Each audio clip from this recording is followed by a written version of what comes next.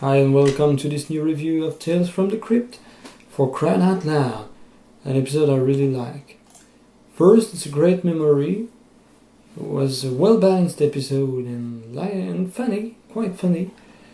And then now, watching it again, I find that it's, again, really clever. It's the topic of this episode are hypocrisy to me. Hypocrisy, conscience, listening to your conscience, greed, once again, and it's really a comical one. So basically the plot is really simple. I like the setting. The setting is rock concert. A greedy rock promoter tries to steal money raised at a benefit concert when his conscience gets in the way. So it's a simple story, but the acting is great. Great because the main character, Lee Arenberg, is just amazing. Playing Marty Slash, this rotten rock promoter. And physically, you see in his eyes and face that you can't trust this guy. But we are going to like him, despite the fact that he wants to steal the money supposedly wanted to save the Amazon after an Iggy Pop concert. And there is actually a second character in my opinion, which is of course Marty's conscience. The voice used is really awesome, and the actor's name is Kinison. He's the one we can hear, is the voice of, in the head of Marty.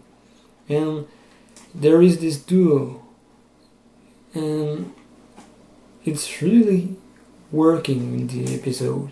So, to me, the quote that I like is, "This money will go where it's needed most." Again, it's ironical because needed most won't be the Amazon. It's a scam. It will be used for Marty, as he grins saying this, where it's needed most. So in the episode I love the actors, even the banker, the sexy woman. First we think she's a rock fan in the crowd, but later we see that she will try to blackmail Marty after realizing he's got the money of the concert. I like the actors. The rock ambience is great. Iggy Pop being here, doing what he always does. Quite derisive too. So it's quite humorous. The comedy and the lesson of the episode are great. It mixes more clever elements than it seems. The idea of a greedy rock promoter is great, as the people implementing benefit concerts are often paid and they make a lot of money doing this, but they don't necessarily donate. They don't care about saving the Amazon most of the time.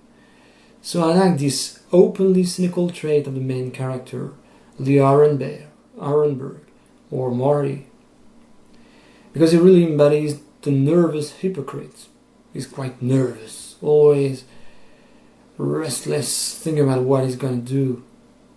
It's all about the choice. It's an episode about choosing, because to some point Marty can stop and give back the money, or at least give half the money to the banker who blackmails him. But no, that's the point of non-return when he kills her with a guitar, a reference to The Who, the band. So he's hypocritical. Even Iggy Pop is derisive. He mocks himself before a brainless crowd of rock fans. Fans who nod stupidly to the so-called cause.